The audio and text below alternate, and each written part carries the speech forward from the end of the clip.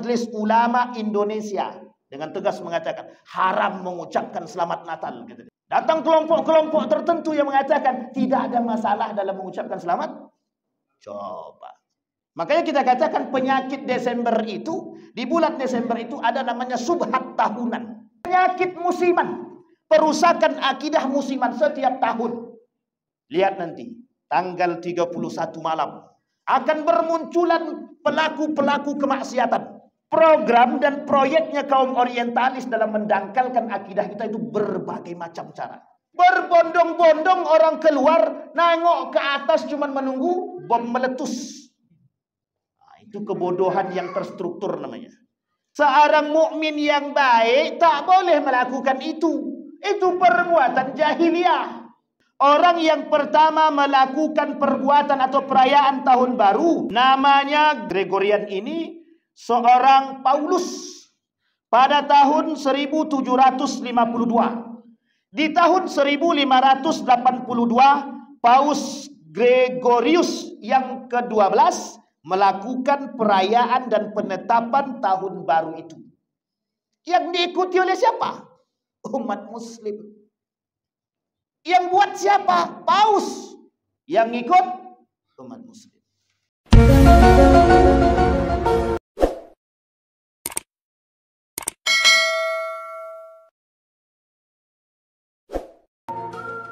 A'udzu billahi minasyaitonir rajim. Bismillahirrahmanirrahim. Assalamualaikum warahmatullahi wabarakatuh. Alhamdulillahi rabbil alamin. Alhamdulillahilladzi an'ama bi ni'matil iman wal islam bihima tatimmus salihat. Asyhadu an la ilaha illallah wahdahu la syarika lah. Wa ashhadu anna Muhammadan abduhu wa rasuluh la nabiyya ba'da. Allahumma salli wa sallim wa barik ala hadzal nabiyil karim. Allahumma salli ala Muhammad wa ala ali Muhammad fil alamin innaka Hamidum Majid. Ya ayuhan nasu taqu rabbakum alladzi khalaqakum min nafsin wahidah wa khalaqa minha zawjaha wa batha minhuma rijalan katsiran wa nisaa'a wattaqullaha alladzi tasaaluna bihi wal arham innallaha kana 'alaikum raqiba.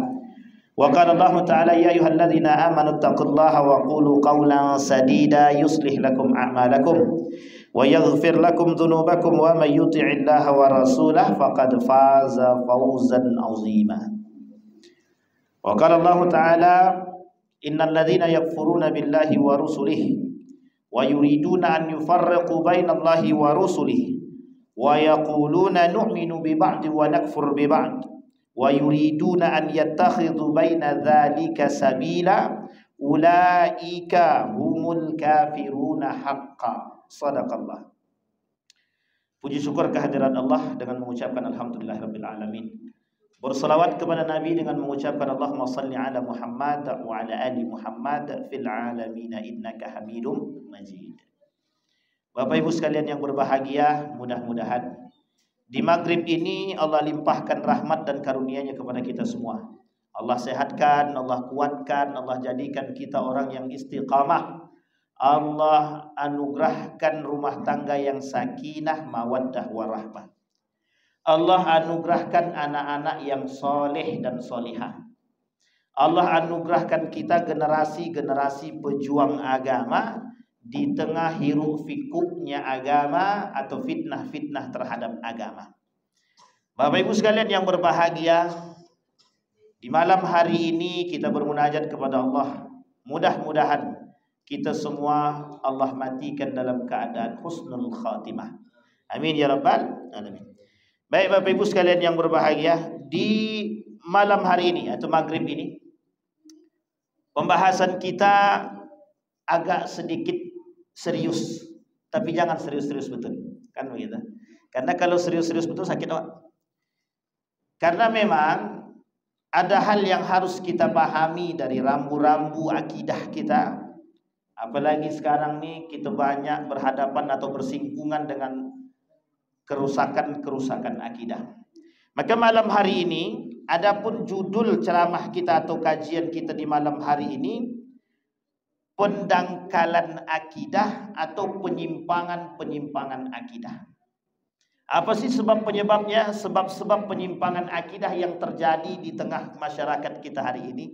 Inilah yang akan kita coba angkat. Allah berkata di dalam Al-Quran, kata Allah di dalam Al-Quran tadi, ada orang-orang kafir yang mendustakan Allah, mengingkari Allah dan mengingkari Rasulnya. Ada juga orang-orang yang menginginkan perbedaan antara Allah dan Rasulnya. Maksud sederhananya, mereka beriman kepada Allah saja tapi tak beriman kepada Rasul. Ini dalam ilmu syahadat disebut dengan merusak syahadat. Syahadat kepada Allah tapi tak bersyahadat kepada Rasul. Beriman kepada Allah tapi tak beriman kepada Rasul. Bahasa lainnya ingkar sunnah. Nama lainnya adalah ingkar sunnah. Ingkar sunnah itu artinya apa? Tak percaya sama Nabi. Dulu ada. Dulu kami waktu di Yogyakarta itu bertemu dengan salah satu kelompok yang tak percaya dengan Nabi. Apa kata dia? Kami tak percaya. Kami tak percaya dengan hadis-hadis baginda Nabi Muhammad SAW. Karena Nabi Muhammad ini manusia, sangat mungkin berdusta. Oh, itu parah itu. Kalaulah dia katakan Nabi Muhammad itu pendusta, berarti tandanya dia tidak beriman kepada Rasul, berarti syahadat dia rusak. Kata Said Hawa. Said Hawa itu seorang ulama besar. Beliau berkata, menukil dari perkataan Profesor Dr. Haji Yunari Ilyas. Kata beliau, ada 20 yang merusak syahadat manusia. Satu di antaranya adalah tidak percaya dan ingkar terhadap sunnah baginda Nabi Muhammad SAW. Makanya Bapak Ibu sekalian yang berbahagia, orang-orang yang ingkar dengan sunnah Nabi, dia tak mengatakan kalau Nabi kata cadar itu sunnah, dia kata cadar itu tak sunnah, kata dia. Berarti dia sudah mengingkari sunnah Nabi. Poligami itu sunnah, kata Nabi. Dia kata poligami itu tak sunnah, berarti dia sedang mengingkari sunnah Nabi. Loh, kalau dia mengingkari sunnah Nabi, berarti dia sudah fahuwa kafir, rusak syahadat dia. Kafir di sini dia bukan orang murtad daripada Islam, tapi perbuatannya setingkat dengan orang kafir. Setingkat itu gimana? Kalau kafir, orang kafir dia tak Islam, tapi kafir, mati dalam keadaan kufur. Mati dalam keadaan kufur. Kalau mati dalam keadaan kufur, dia tetap karena kekafiran dia. Tapi ada orang muslim, dia Islam, tapi mati dalam keadaan kufur sama dengan orang kafir, hanya karena disebabkan tidak percaya dengan sunnah Nabi. Nah, itu berat itu Bapak Ibu. Kita ambil contoh. Masuk masjid itu sunnah dengan kaki kanan atau tak sunnah? Sunnah atau tak sunnah? Kalau kita katakan tak sunnah, berarti kita sedang mengingkari sunnah Nabi. Bangun tidur kita berdoa, itu sunnah atau tak sunnah? Kalau kita katakan tidak sunnah, berarti dia sedang keluar daripada syahadat yang benar. Rusak atau tak rusak? Ini model kerusakan yang sangat nyata. Kalau tak mau melaksanakan sunnah, tak ada salah. Karena memang tak berdosa. Hanya saja kata Nabi, kelak di akhir zaman itu akan terjadi, tidak akan terjadi hari kiamat, kata Nabi, sampai kalian akan melihat orang-orang jauh dari sunnah Nabi. Kenapa begitu? Karena hari ini orang-orang anggap biasa sunnah Nabi itu. Contoh, tidur menghadap ke kanan atau ke kiri? Kanan. Sekarang Bapak Ibu tidur telentang begini aja. Yang penting tidur, Allah, kata dia. Mungkin tak ada masalah. Memang tak ada masalah. Karena cuma sunnah. Kalau dilakukan berpahala, tak dilakukan tak ada dosa. Pertanyaannya adalah, kalau semua orang mulai meninggalkan sunnah, kira-kira kelak di hari kiamat atau di akhir zaman, orang akan katakan itu sunnah atau tidak? Tak akan katakan lagi sunnah. Sama. Orang masuk masjid dengan kaki kanan. Tapi ada orang masuk masjid dengan kaki kiri, kita anggap biasa. Dan kita tak katakan hal itu sunnah. Maka kelak di akhir zaman, orang menganggap sunnah-sunnah itu tiada. Jenggot. Dikatakan orang sunnah atau tak sunnah? Sunnah Nabi. Tapi muncul kaum-kaum orientalis, kaum-kaum merusak liberal itu, apa kata dia? Emang kalau seandainya tak berjenggot, berarti dia tak sunnah, kata dia. Pemahaman yang salah begitu. Masalah dia berjenggot atau tidak berjenggot, itu tidak ada kaitannya dengan pensunnahan atau tidak sunnah. Misal, ada satu kelompok yang mengatakan kalau saya tak berjenggot, dia katakan kau tak sunnah. Berarti orang itu sedang tidak melakukan sunnah yang benar. Karena sunnah Nabi tidak boleh mengatakan kepada orang yang melakukan perbuatan yang tercela kita katakan. Kita ambil contoh. Misal saya tidak pakai jenggot. Dia katakan saya ini adalah tidak sunnah. Saya tak pakai jenggot dikatakan tidak sunnah. Pertanyaannya adalah, apa hukum menjalankan sunnah? Hukum menjalankan sunnah itu, kalau kita jalankan berpahala, kalau kita tinggalkan berdosa kan? Tak berdosa. Artinya apa? Cuma, ada cumanya. Kalau seandainya orang yang tidak menjalankan sunnah itu dianggap biasa di tengah masyarakat, maka kelak orang-orang tidak berjenggot itu hal biasa. Nah, buktinya apa? Sekarang kita tengok. Kita tengok sekarang, orang-orang tak berjenggot itu biasa. Kata kaum orientalis merusak. Kenapa? Kalau dikatakan berjenggot itu biasa. Dulu waktu saya kuliah, justru kalau saya berjenggot dikatakan kambing gitu deh. Saya dibilang kambing itu gara-gara berjenggot. Abang sama tuh katanya. Coba bayangkan. Cara mereka merusak pikiran kita. Di sini poin penting Bapak Ibu. Nah, yang ingin kita sampaikan malam hari ini adalah berapa banyak cara mereka untuk mendangkalkan akidah kita melalui berbagai macam program. Kita ambil contoh kerusakan-kerusakan akidah melalui syahadat kepada Allah dan syahadat kepada Rasul. Sehingga kata Allah dalam Al-Quran, Allah sudah katakan, ada orang yang berimannya kepada Allah saja tapi tak mau beriman kepada Rasul. Atau sebaliknya, ada orang yang mau beriman kepada Rasul saja tapi tak beriman kepada Allah. Sama-sama rusak dua-duanya. Yang benar itu yang mana? Beriman kepada Allah dan Rasulnya. Bersyahadat kepada Allah dan Rasulnya. Yang uniknya lagi adalah, kata Allah di dalam Al-Quran tadi, dalam ayat yang tadi kata Allah, nu'minu bi ba'd wa nakfur bi ba'd. Apa maksudnya? Ada sekelompok orang yang hanya beriman sebagian kepada ayat Al-Quran, tapi mereka kufur kepada sebagian ayat Al-Quran. Kita ambil contoh. Apa kata Nabi? Dalam fatwa Majelis Ulama Indonesia dengan tegas mengatakan, Majelis Ulama Indonesia dengan tegas mengatakan, haram mengucapkan selamat Natal. Gitu deh. Datang kelompok-kelompok tertentu yang mengatakan, tidak ada masalah dalam mengucapkan selamat. Coba. Yang mereka tantang siapa? Majelis Ulama Indonesia. Apakah kredibilitas Majelis Ulama Indonesia dipertanyakan? Kalau mereka kemudian mengkritik dan mengatakan Majelis Ulama Indonesia tidak kredibel dalam membetulkan sebuah fatwa, berarti mereka sedang salah. Artinya apa? Mereka menganggap lebih betul. Artinya adalah ketika Majelis Ulama Indonesia mengatakan dalam fatwanya haram mengucapkan selamat Natal, muncul kaum-kaum munafik yang mengatakan tidak ada masalah mengucapkan selamat Natal. Itu tantangan kita hari ini, Pak. Makanya kita katakan penyakit Desember itu, di bulan Desember itu ada namanya subhat tahunan. Tahu subhat tahunan? Penyakit musiman. Perusakan akidah musiman setiap tahun. Perdebatan para ulama dengan orang-orang yang tidak suka dengan fatwa mereka terkait kasus pengucapan selamat hari raya mereka. Yang kedua, lihat nanti tanggal 31 malam akan bermunculan pelaku-pelaku kemaksiatan yang dengan senang hati mereka melakukan maksiat. Kami Pak keliling di Pekanbaru nih Pak. Ceramah kami tentang pendangkalan akidah ini kami kelilingi. Bapak Ibu kalau yang ngikutin dalam YouTube-nya itu setiap masjid pembahasan kami ini. Pendangkalan akidah.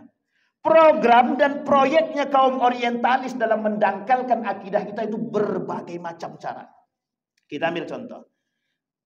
Perayaan Tahun Baru Masehi. Sekarang kita bandingkan. Lebih ramai perayaan Tahun Baru Masehi atau Tahun Baru Islam? Masehi atau Tahun Baru Islam? Masehi. Berbondong-bondong orang keluar, nengok ke atas cuman menunggu bom meletus. Itu kebodohan yang terstruktur namanya. Jadi namanya kebodohan yang terstruktur. Kenapa kita katakan kebodohan yang terstruktur? Karena mereka datang berkumpul hanya ingin melihat ke atas mercon meletus. Berapa jam? Setelah sholat Isya keluar semua. Suami istri, anak dibawa. Yang tidak punya suami istri bawa pacar Pak. Yang uniknya lagi nanti ada sisa-sisa kemaksiatan yang terjadi. Nanti kita lihat betul apa tidak. Datang mereka berbondong-bondong ke satu tempat hanya untuk melihat mercon.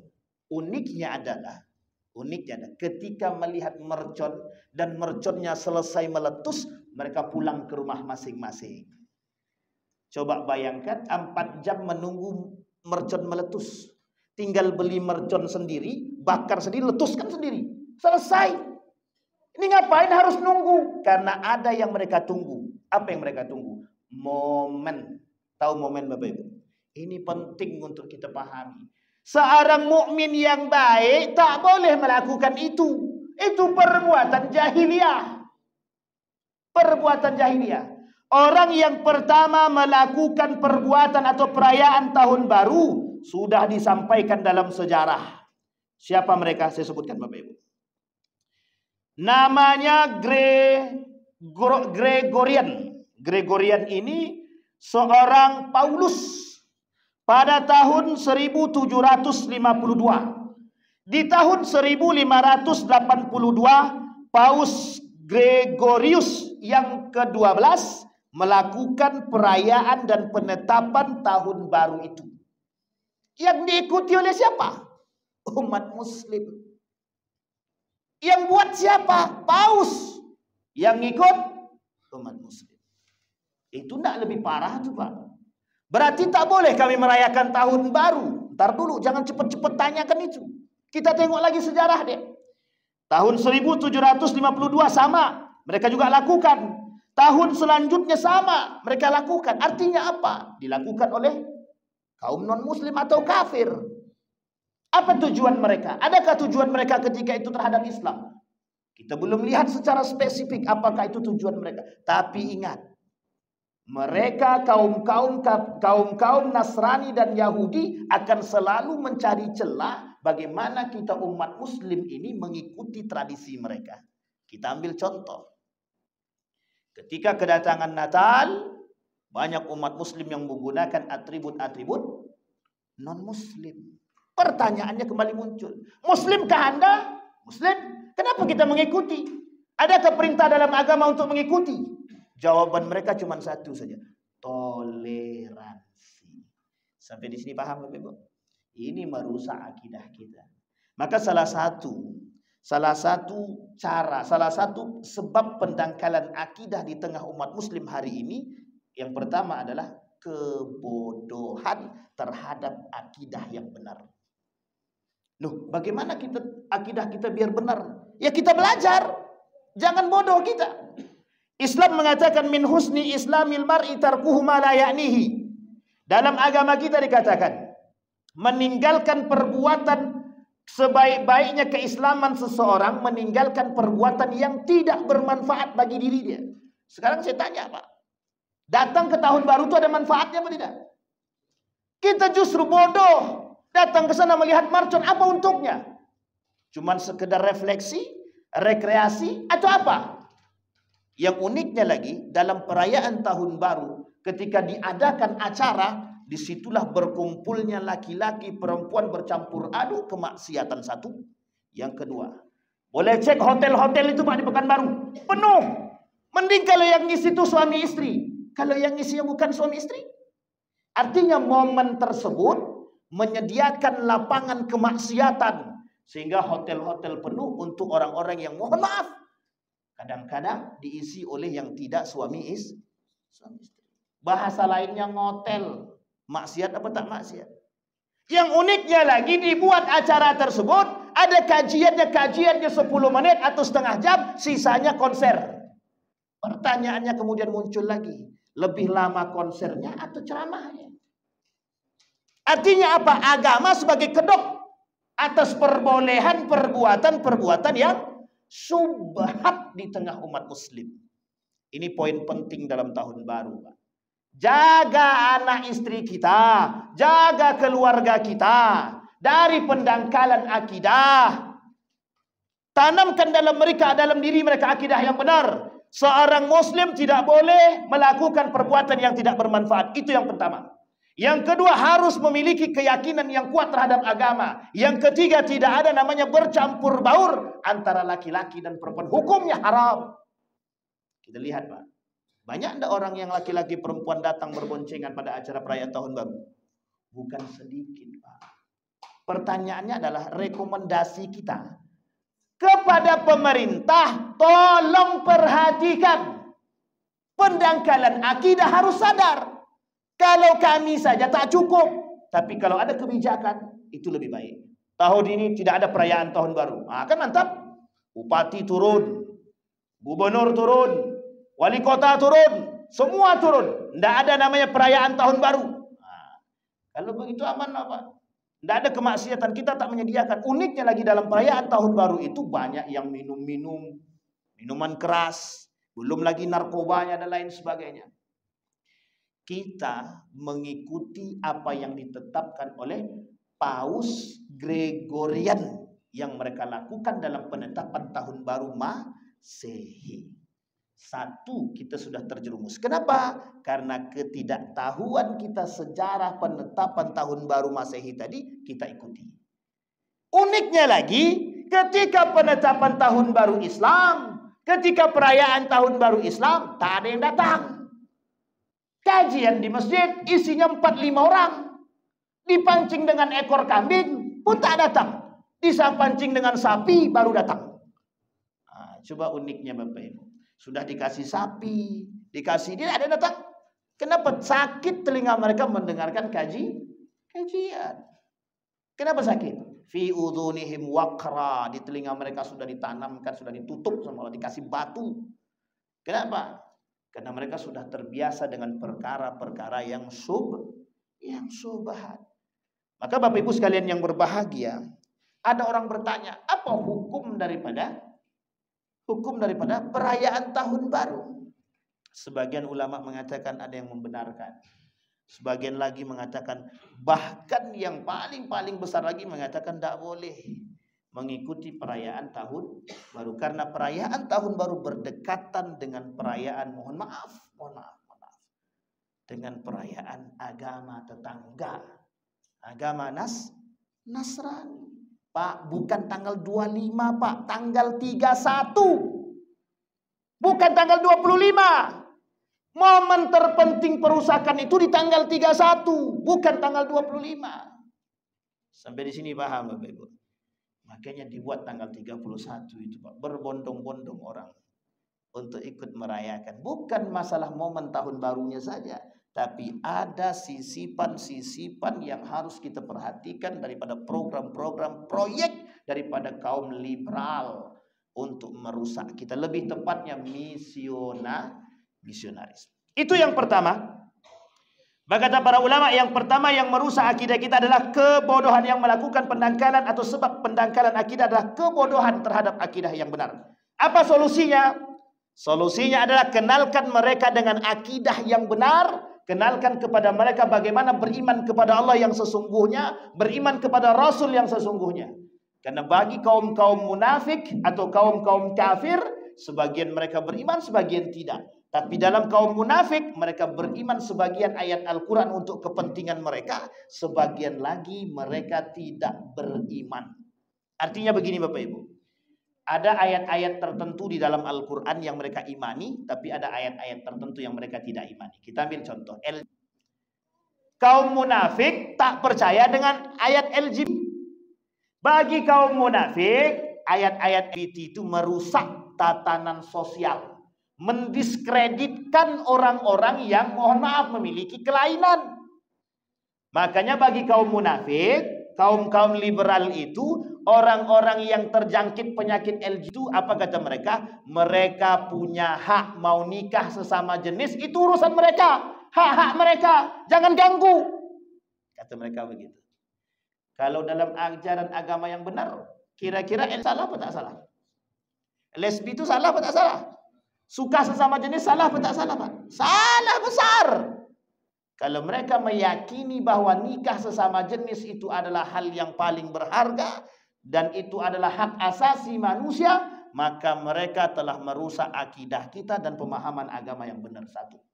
Yang kedua, di tengah kita ada namanya kelompok-kelompok yang nikah beda agama. Apa kata mereka?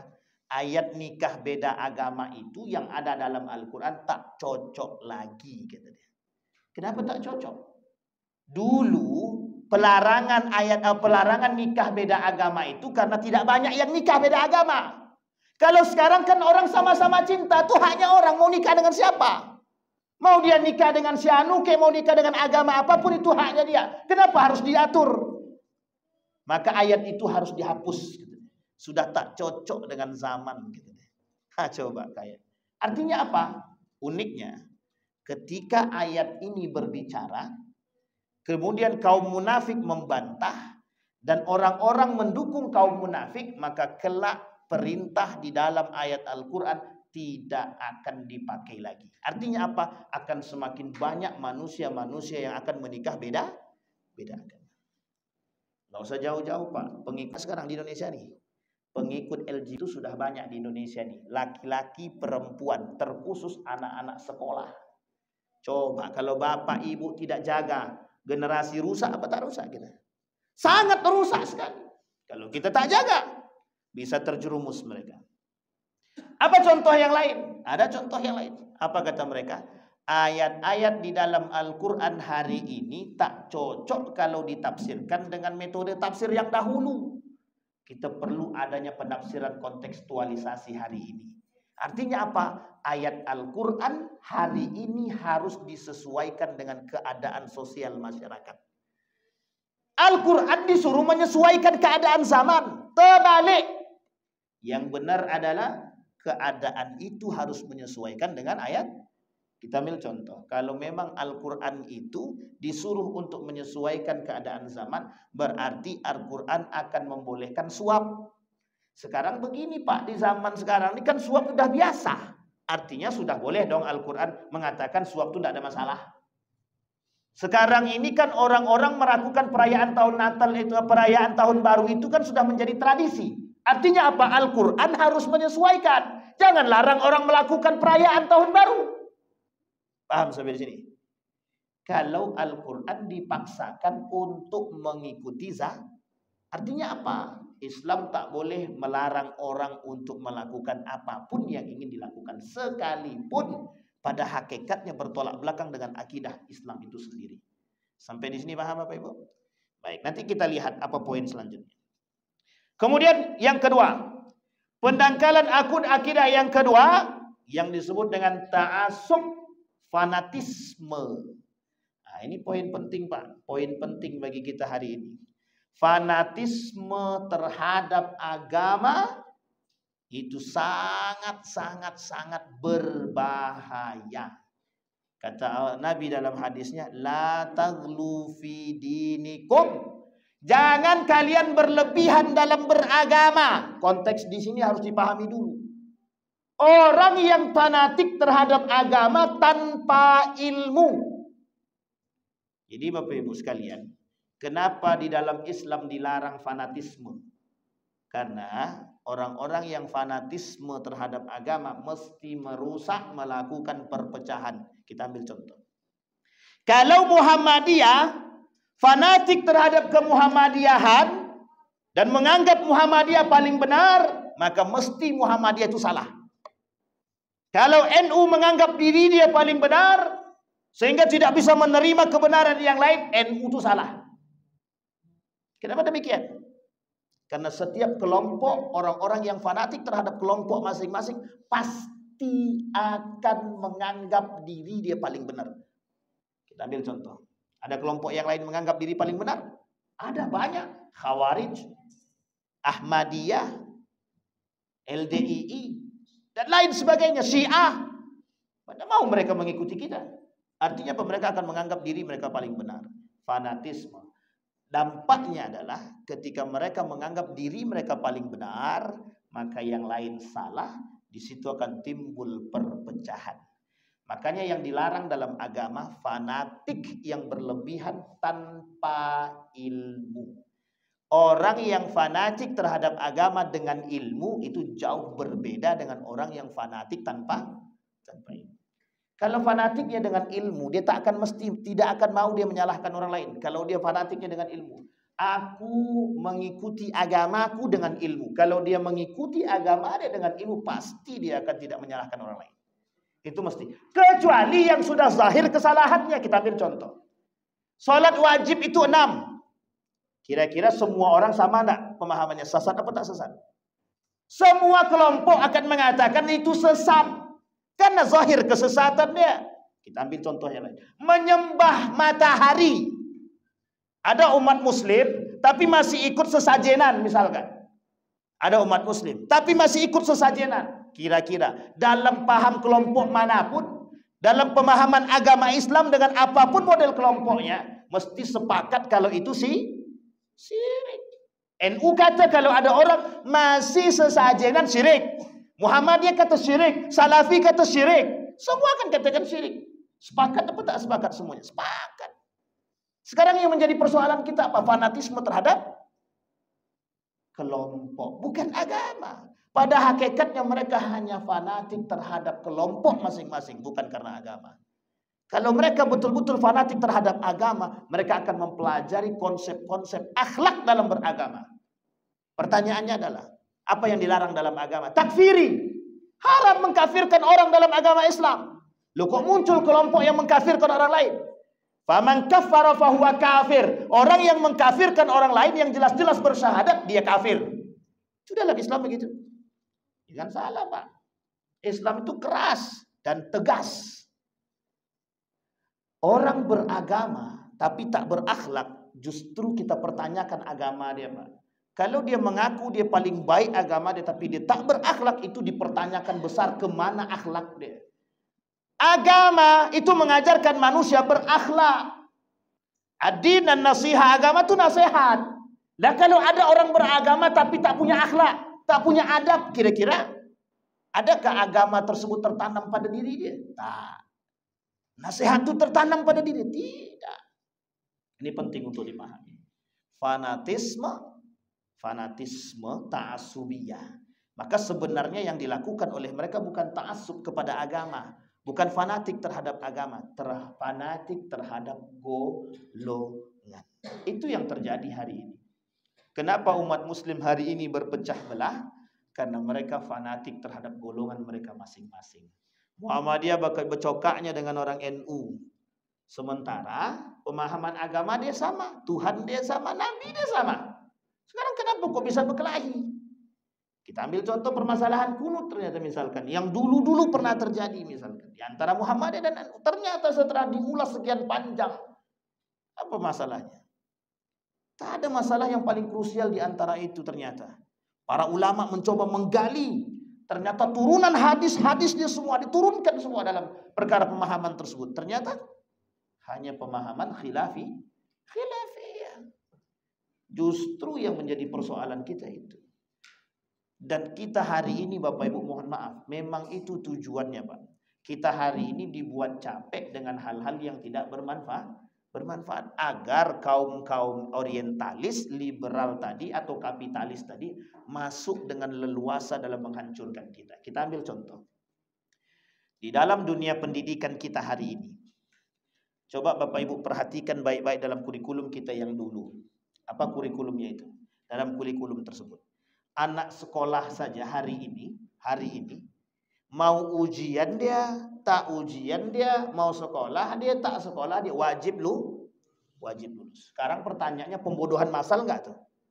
Sekarang yang punya program itu siapa? Yang punya program itu siapa? Itu punya program kaum orientalis tuh, orang-orang liberal yang ingin merusak kita. Satu. Yang kedua, ada program pendangkalan akidah dengan mengurangi materi-materi atau pelajaran-pelajaran agama. Siapa yang punya? Siapa yang punya ide? Kaum orientalis, kaum liberal. Apa kata mereka? Kurangi pelajaran-pelajaran agama. Tujuannya apa? Biar kita ini jauh daripada agama. Sedangkan pelajaran agama yang banyak ditanamkan kepada anak saja kabur. Apalagi yang tidak ada pelajaran. Sekarang saya tanya, Bapak lakukan boleh. Lakukan penelitian silahkan setiap orang di antara kita. Orang yang dekat dengan agama dan baik terhadap agama, kira-kira akhlaknya buruk apa tidak? Sekarang kita tanya, kita balik. Orang yang tidak punya agama, kira-kira baik tidak akhlaknya? Tengok tuh nanti Bapak Ibu. Kalaulah agama yang dia pelajari tidak mampu membuat dia akhlak yang baik atau memberikan akhlak yang baik kepada diri dia, bagaimana kalau dia tidak beragama? Sampai di sini paham? Jangan salah Pak, kita ini dah dirusaknya secara. Maka kata guru saya itu begini. Sistem pendangkalan akidah sekarang ini terorganisir. Tahu terorganisir Pak ya? Terstruktur ya, tersusun dengan rapi. Dulu ada namanya orang azan pakai toa, salah. Kalau mau azan cukup mic-nya mic dalam aja, jangan mic luar. Sampai sebegitunya mereka ngatur. Nggak boleh ngaji sampai jam 12 malam, apalagi pakai toa, gangguin orang tidur. Nah, coba bayangkan, yang tidur aja tak pernah terganggu. Coba. Kasus kemarin Paulus itu datang. Siapa tuh? Paulus apa? Paus itu datang. Nggak boleh azan harus pakai running text aja gitu. Dulu pada masa Turki Utsmani, bukan Turki Utsmani, sebelum itu. Dulu itu di Palestina, di Masjidil Aqsa, ada seorang raja dari non-muslim kafir itu cuma pengen masuk dan tinggal di Masjid Kuba, Masjidil Aqsa itu hanya pengen mendengarkan azan dan mengaji. Apa kata imam besarnya itu? Raja Islam itu ketika itu bilang begini sama imam masjid itu. Nanti kalau datang raja yang kafir yang sekarang berjaya ini, kalau dia datang ke sini, tolong azan itu ditiadakan untuk menghormati dia. Apa kata rajanya ketika sampai di situ? Aku nginap di sini mau dengarkan azan dan lantunan Al-Quran. Coba bayangkan. Mereka senang mendengarkan itu. Ini kelakuan kaum munafik. Sama Pak. Kita ambil contoh perayaan, mohon maaf, pengucapan selamat Natal. Orang Kristen itu tak berharap kita mengucapkan selamat Natal. Lah ngapain kita capek-capek? Yang minta siapa? Muslim. Yang memaksa kita siapa? Muslim. Padahal mereka tak minta, nak maksa Pak. Tolonglah ucapkan. Tidak ada Pak. Saya punya banyak kawan non-muslim itu mereka tak berharap kita mengucapkan. Mereka paham kok. Mereka paham dengan agama mereka. Mereka paham dengan kita. Mereka tahu perbedaan antara kita dan mereka. Tapi mengapa umat muslim yang memaksa? Sama kondisinya dengan itu. Kita ambil contoh. Mereka juga tidak pernah memaksa kita untuk mengikuti tradisi mereka. Tapi mengapa orang muslim capek-capek memaksa umat muslim itu sendiri untuk melakukan perbuatan itu? Namanya munafik. Jadi di tengah kita ini banyak manusia-manusia munafik itu banyak, bukan sedikit. Itu salah satu cara untuk merusakkan akidah kita. Biar akidah kita ini makin hari makin longgar. Kelak kalau sudah longgar akidah kita yang terjerumus dalam kerusakan akidah. Kalau rusak akidah kita, mohon maaf, kalau akidah kita rusak, mudah tidak bagi mereka untuk mengajak kita ke agama mereka? Mudah atau tidak mereka masuk ke dalam agama kita dan mengajak kita untuk masuk ke agama mereka? Sangat-sangat mudah sekali. Ini yang terjadi di kalangan kita hari ini, Pak. Itu yang kedua. Sekarang yang ketiga. Salah satu perusak akidah kita, penyimpangan akidah atau pendangkalan akidah sebabnya adalah taklid buta. Nah, sama dengan yang tadi Pak. Ada orang yang fanatik itu kan mengikuti dia Pak. Tapi ketika setelah dia mengikuti, dia cintanya berlebihan sangat. Gitu. Sehingga mohon maaf kita ambil contoh. Ada orang yang ngikutin saya misalkan. Saking cintanya sama saya, kalau saya salah tetap benar sama dia. Saya salah sekalipun bagi dia tetap benar. Nah, coba bayangkan, itu kira-kira salah apa betul itu tingkahnya gitu. Lah kalau salah ya salahkan, kalau benar ya benar. Bayangkan kalau saya dikritik, habis orang lain yang mengkritik saya itu habis itu dikritik balik sama fans-fans saya, Pak. Nah, ini kasus ini, Pak. Kasus nyata. Kenapa kita katakan kasus nyata? Ada orang yang mengikuti tapi dengan cara yang buta, tidak mengerti ilmu, namanya taklid buta. Sama kita ambil contoh. Mohon maaf. Ada orang yang datang ke kuburan, menyembah kuburan. Menyembah kuburan kira-kira salah apa tidak salah? Misal kita ambil contoh. Ada orang yang alim, dia datang ke kuburan. Anggaplah dia datang ke kuburan untuk berziarah. Sementara ada muridnya yang tidak mengerti secara kealiman dan tidak sama tingkat kealiman. Sama tidak pemahaman datang ziarah kuburnya seorang alim dengan yang tidak alim? Berbeda. Pasti berbeda. Coba bayangkan, kalau mereka tidak punya ilmu, apa yang terjadi? Apa yang dilakukan oleh guru dia akan dia lakukan. Pertanyaannya, apakah sama yang dia lakukan yang dilakukan oleh gurunya? Secara makna tak sama. Sampai di sini paham Bapak Ibu. Banyak penyebab kerusakan akidah itu, salah satunya taklid buta tadi. Yang keempat, ghulu, berlebihan sama. Orang-orang yang berlebihan. Yang kelima, ghaflah, lalai. Orang-orang yang lalai. Nah, di balik itu Bapak Ibu, ada orang-orang yang terjerumus dalam pendangkalan akidah. Dan mereka berupa golongan. Yang pertama kata para ulama adalah asyirku wal musyrikun. Yang ditakutkan oleh para ulama terhadap perayaan tahun baru ini Bapak Ibu adalah kesyirikan. Apa kesyirikannya? Menganggap tahun baru ini adalah sesuatu yang harus dilakukan. Saya ulangi sekali lagi. Salah satu kesyirikan yang terjadi pada perayaan tahun baru adalah orang-orang menganggap perayaan tahun baru ini sesuatu yang harus dilakukan. Syirik apa tak syirik? Syirik apa tak syirik? Ini namanya syirik samar-samar. Orang menganggap kalau tidak ada perayaan tahun baru, oh sunyi sekali, kata dia. Tengok nanti Bapak Ibu. Kalau tidak ada perayaan tahun baru yang sudah pernah biasa dilakukan. Biasa orang melakukan tahun baru, tiba-tiba tidak ada perayaan tahun baru. Apa yang terjadi? Orang akan menganggap, oh sunyi ya. Kenapa sih tak ada perayaan tahun baru? Betul apa salah? Karena sudah terbiasa Pak. Akhirnya apa yang terjadi? Tahun selanjutnya karena terasa sunyi mereka buat kembali Pak. Oh iyalah kita buat lagi lah tahun baru biar rame. Tujuan perayaan tahun baru itu tidak jelas sama sekali Pak. Tidak jelas sama sekali tujuannya. Oh untuk membuat diri kita lebih baik? Bukan. Kalau memang untuk membuat diri kita lebih baik seharusnya mereka tidak melakukan atau tidak menyediakan tempat untuk bermaksiat. Nah orang tahun baru kalau pengen lebih baik harusnya bertaubat kepada Allah, melakukan perbuatan yang baik setelah dia. Pertanyaannya adalah, bertaubat tuh nunggu tahun baru? Bertobat nunggu tahun baru? Tak Pak, bertobat tuh setiap waktu. Ini bertobat cuma nunggu tahun baru. Banyak yang terjadi Pak. Kerusakan pemahaman dalam tahun baru itu sungguh sangat banyak sekali. Sampai di sini bisa dipahami Bapak Ibu. Asyirku wal musyrikun.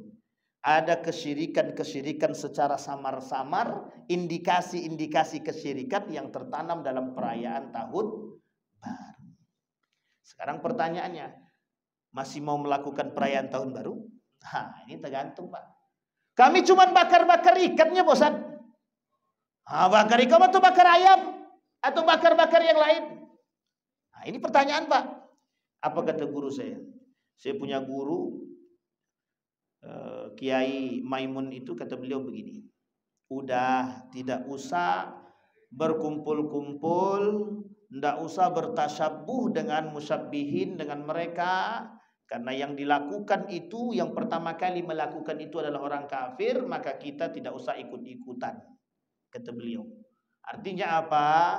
Duduk di rumah, bermunajat kepada Allah dalam kesendirian, bersama keluarga dalam menjaga akidahnya, agamanya, keimanannya. Tidak usah bertasyabuh dengan mereka, kata beliau. Saya mengikuti itu Pak. Saya mengikuti itu. Beliau memang tidak mengharamkan Pak. Tapi sebagian besar daripada ulama yang lain banyak yang tidak sejalan dengan perayaan tahun baru. Terkhusus ulama-ulama kontemporer seperti Syekh Yusuf Al-Qaradawi juga mengecam perbuatan-perbuatan yang sifatnya syubhat dalam perayaan tahun baru. Karena mohon maaf, lebih banyak mudaratnya Pak daripada manfaatnya. Perayaan tahun baru itu lebih banyak mudaratnya daripada manfaat. Sekarang pertanyaan kita kembalikan Pak. Kalau seandainya mudaratnya lebih banyak daripada manfaat, kira-kira dalam ilmu fikih haruskah dilakukan atau tak harus? Tidak harus dilakukan. Kenapa? Karena mudaratnya lebih besar. Maksiatnya banyak, bercampurnya laki-laki perempuan, khamarnya, narkobanya, hotel yang penuh dengan perzinahan. Kira-kira bisakah kita menangkal hal demikian? Tak bisa. Kalaulah pemerintah melakukan hal demikian tapi bisa menangkal, tidak boleh masuk yang laki-laki duduk dengan laki-laki, perempuan duduk dengan perempuan, sampai mereka perhatikan semua. Jelas begitu. Hotel-hotel tutup, tidak boleh ada isinya. Penjual-penjual khamar tutup, diikat semua. Penjual-penjual narkoba tangkap semua. Kajiannya cuma perayaan tahun baru, hanya pengajian saja. Masih ada ulama yang membenarkan, Pak. Masih ada ulama yang membolehkan. Sebagai muhasabah, kata mereka. Itu kalau pertanyaannya benar nggak begitu? Tidak akan mau seperti itu. Artinya apa? Kalau kita sudah menyediakan lapangan kemaksiatan, kedekatan seseorang dengan kemaksiatan itu sangat dekat sekali. Itu yang pertama. Yang kedua, ada yang disebut dengan an-nifaq wal munafiqun. Perhatikan baik-baik Bapak Ibu. Orang-orang yang mengikuti perayaan tahun baru ini, saya tak katakan mereka munafik, Tapi orang-orang yang mengikuti perayaan tahun baru, ada pertanyaannya. Apakah mereka tidak paham dengan nilai-nilai agama, atau memang mereka sengaja sengaja mengingkari nilai-nilai agama? Kita ambil contoh. Ada orang yang berpacaran. Datang dia ke perayaan tahun baru. Pertanyaannya, mengapa dia datang? Untuk melihat bom meletus dengan merubah tahun jam 12 tank atau momen terpenting. Pertanyaannya adalah, kalau dia muslim dan sadar dengan nilai, kira-kira dia datang nggak? Satu, Pak. Yang kedua, kalau dia betul-betul muslim, kira-kira pacaran nggak? Yang kedua. Yang ketiga, kalau betul-betul dia muslim, kira-kira duduknya laki-laki perempuan berboncengan apa tidak? Sudah banyak dosa yang tertanam, Pak. Jadi sudah banyak. Artinya apa? Ladang kemaksiatan. Kemudian muncul orang-orang yang membela. Apa kata mereka? Tidak ada masalah perayaan-perayaan begitu. Kemaksiatan-kemaksiatan itu kan tergantung pribadi masing-masing. Loh, kok tergantung pribadi masing-masing? Oke, kemaksiatan tergantung pribadi masing-masing. Yang menyediakan ladangan kemaksiatan itu siapa? Yang menyediakan ladang kemaksiatan itu siapa? Yang melakukan atau yang memberikan ruang kepada kemaksiatan itu siapa? Perayaan, momen. Kalau tak ada momen itu, kira-kira mereka bermaksiat atau tidak? Kalaupun mereka bermaksiat tapi bukan dalam momen tertentu, artinya apa? Itu urusan pribadi masing-masing. Ini sudah kita sediakan momen, Pak. Siapa mereka? Orang-orang yang membela itu. Orang-orang yang membela itu namanya munafik. Siapa namanya Bapak Ibu? Yang ketiga. Sudah azan? Belum? Sedikit lagi. Yang ketiga, ada namanya kufur. Tahu kufur Bapak Ibu? Nah, yang tadi kita sampaikan. Bapak Ibu sekalian yang berbahagia, kufur ini memang dia tak keluar daripada Islam. Tapi mohon maaf Bapak Ibu, mohon maaf beribu maaf. Semua ladang kemaksiatan yang terjadi dalam perayaan itu mengarahkan kita kepada perbuatan-perbuatan yang kufur. Apa maksud saya? Maksudnya adalah banyak sekali manusia-manusia yang mohon maaf. Apa itu? Mereka menganggap dosa-dosa yang besar itu dianggap seperti biasa. Adakah kelompok yang menganggap dosa besar itu dosa biasa? Ada. Nama kelompoknya Murji'ah. Maka sekarang bermunculan, Pak, manusia-manusia Murji'ah permisif. Artinya apa? Orang-orang yang melakukan dosa besar tapi mereka anggap itu dosa-dosa biasa. Bercampur laki-laki perempuan itu dosa besar apa dosa biasa? Dosa besar. Berzinah laki-laki perempuan itu dosa besar apa dosa biasa? Dosa besar. Tapi mengapa mereka anggap dosa itu biasa? Itulah yang disebut dengan Murji'ah permisif. Dua lagi kita lanjutkan setelah sholat isya insyaallah. Mudah-mudahan ada manfaatnya bagi kita semua. Fa'tabiru ya ulil absar la'allakum tuflihun. Assalamualaikum warahmatullahi wabarakatuh.